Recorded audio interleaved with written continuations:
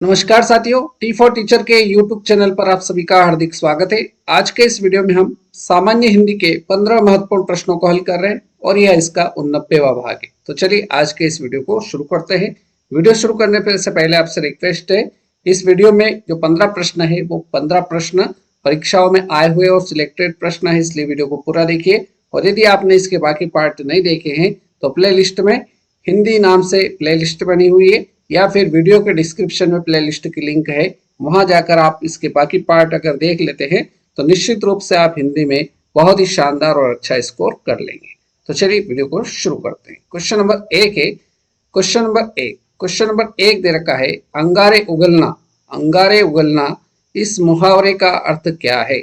हमें पूछा गया है अंगारे उगलना मुहावरे का अर्थ बताना है। आग लगाना, ऑप्शन बी है आग से खेलना, ऑप्शन सी क्रोध में कठोर शब्द कहना, ऑप्शन डी इनमें से कोई नहीं। तो अंगारे उगलना इस मुहावरे का जो सही अर्थ होगा वो होगा क्रोध में कठोर शब्द कहना। सही आंसर ऑप्शन सी रहेगा। Clear? Next question, question number दो दे रखा है, पर्वत के नीचे तलहटी की भूमि। पर्वत के नीचे तलहटी की भूमि, इसके लिए सार्थक शब्द क्या है? पर्वत के नीचे तलहटी की भूमि, इसके लिए सार्थक शब्द बताना है। तो पर्वत के नीचे तलहटी की जो भूमि होती है, पर्वत के पास के नीचे की जो भूमि होती है उसको कहा जाता है उपत्यका। राइट आंसर आपका ऑप्शन डी हो जाएगा। Clear? Next question, question number 3, प्रश्न संख्या 3 है, प्रत्येक छंद में कम से कम कितने चरण होते हैं? प्रत्येक छंद में कम से कम कितने चरण होते हैं? 4 होते हैं, 6 चरण होते हैं, 7 चरण होते हैं या फिर 8 चरण होते हैं? तो प्रत्येक छंद में कम से कम 4 चरण होते हैं। राइट आंसर आपका ऑप्शन ए के साथ जाएगा। प्रश्न संख्या 4, काम का नाम बताने वाले शब्द को क्या कहते हैं? क्या कह रहा है प्रश्न? काम का नाम बताने वाले शब्द को क्या कहते हैं? संज्ञा कहते हैं, सर्वनाम कहते हैं, क्रिया कहते हैं या क्रिया विशेषण कहते हैं? तो काम का नाम बताने वाले शब्द को क्रिया कहा जाता है। सही उत्तर इस प्रश्न का ऑप्शन सी रहेगा। नेक्स्ट क्वेश्चन देखते हैं, क्वेश्चन नंबर 5, प्रश्न संख्या 5 है, निषेध शब्द का विलोम शब्द है। निषेध शब्द का विलोम शब्द बताना है। ऑप्शन देखते हैं, विधि, स्वीकृत, निश्चित या स्वीकार। तो हमें जो शब्द दे रखा है वो शब्द है निषेध और इसका हमें बताना है विलोम शब्द। तो निषेध शब्द का विलोम शब्द हो जाएगा विधि। राइट आंसर आपका ऑप्शन ए रहेगा। अगला क्वेश्चन देखते हैं, क्वेश्चन नंबर 6, उत्पत्ति के आधार पर शब्द के कितने भेद होते हैं? उत्पत्ति के आधार पर शब्द के कितने भेद होते हैं? 3 होते हैं, 4 होते हैं, 5 होते हैं या फिर 6 होते हैं? तो हमसे प्रश्न कह रहा है उत्पत्ति के आधार पर शब्द के कितने भेद होते हैं? तो उत्पत्ति के आधार पर शब्द के जो भेद होते हैं वो 4 होते हैं। सही उत्तर इस प्रश्न का ऑप्शन बी के साथ जाएगा। राइट?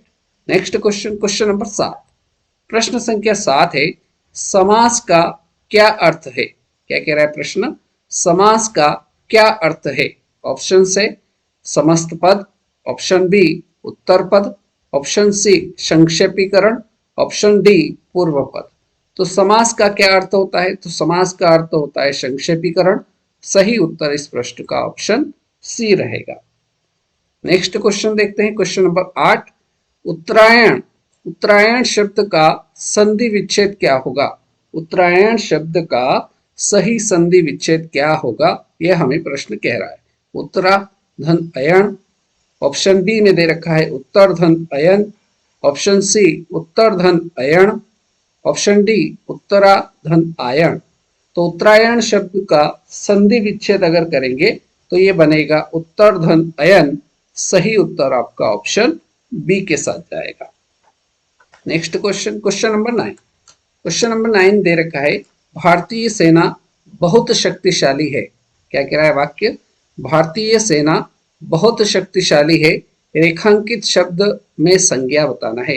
रेखांकित शब्द यहाँ पर भारतीय है और भारतीय शब्द में संज्ञा क्या होगी? जातिवाचक संज्ञा होगी, विशेषण होगी, भाववाचक संज्ञा होगी या व्यक्तिवाचक संज्ञा होगी।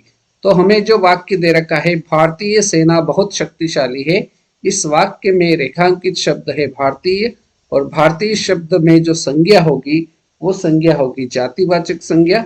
इसलिए क्वेश्चन नंबर 9 का सही उत्तर ऑप्शन ए रहेगा। क्लियर। प्रश्न संख्या 10। प्रश्न संख्या 10 है, जयशंकर प्रसाद के अपूर्ण उपन्यास का नाम है। जयशंकर प्रसाद के अपूर्ण उपन्यास का नाम क्या है? इंद्र है, अरावती है, आर्यवीर है या इनमें से कोई नहीं। तो जयशंकर प्रसाद जिनको क्या कहा जाता है? जिनको छायावाद का जनक कहा जाता है।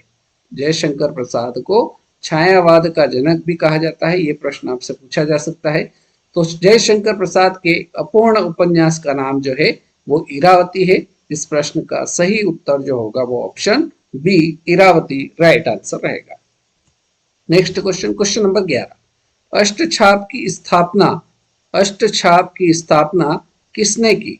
चैतन्य ने, वल्लभाचार्य ने, विठलनाथ ने या स्वामी हरिदास ने? तो अष्टछाप की जो स्थापना की थी वो की थी विठलनाथ ने। सही उत्तर प्रश्न संख्या 11 का ऑप्शन सी के साथ जाएगा। Next question, question number 12। Bharat का प्रथम समाचार पत्र कौन सा था? भारत का प्रथम समाचार पत्र कौन सा था? उसका नाम बताना है। बंगाल गजट, समाचार दर्पण, नई दुनिया या उद्दंड मार्तंड? तो भारत का प्रथम समाचार जो था उसका नाम था बंगाल गजट। इस प्रश्न का सही उत्तर option A Bengal gazette right answer रहेगा। Question number 13। क्वेश्चन नंबर 13 दे रखा है, पीड़ा शब्द का विशेषण शब्द क्या होगा? पीड़ा का विशेषण शब्द क्या होगा? तो पीड़ा शब्द का विशेषण शब्द हो जाएगा पीड़ित। इस प्रश्न का सही आंसर ऑप्शन डी बिल्कुल सही आंसर रहेगा। Question number 14।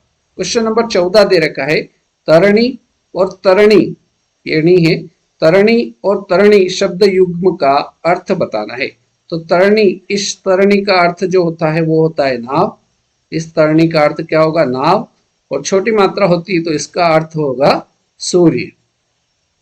तो युग्म क्या बनेगा? नाव और सूर्य का युग्म कौन से ऑप्शन में दिख रहा है? तो पहले ऑप्शन में आपको यह युग्म दिख रहा है, नाव और सूर्य। तो हमारा सही आंसर जो होगा तरणी और तरणी शब्द युग्म का जो अर्थ होगा वो होगा नाव और सूर्य। सही आंसर ऑप्शन ए रहेगा।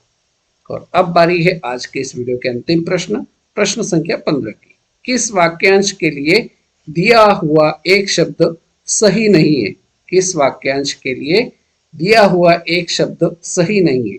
ऑप्शन देखते हैं। जिस स्त्री को कोई संतान ना हो, जिस स्त्री को कोई संतान ना हो उसके लिए एक शब्द दिया है बांझ, तो यह बिल्कुल सही है, हमें गलत बताना है। जो बहुत बोलता हो उसके लिए एक शब्द दे रखा है मितभाषी, तो ये गलत है। तो हमारे क्वेश्चन नंबर 15 का जो सही आंसर होगा वो ऑप्शन बी बिल्कुल सही आंसर हो जाएगा। क्वेश्चन इसका तीसरा ऑप्शन देखते हैं, क्रम के अनुसार इसको एक शब्द में कहा जाएगा यथाक्रम, बिल्कुल सही है। ऑप्शन डी है, जो स्मरण रखने योग्य है उसको स्मरणीय एक शब्द में, यह भी सही है।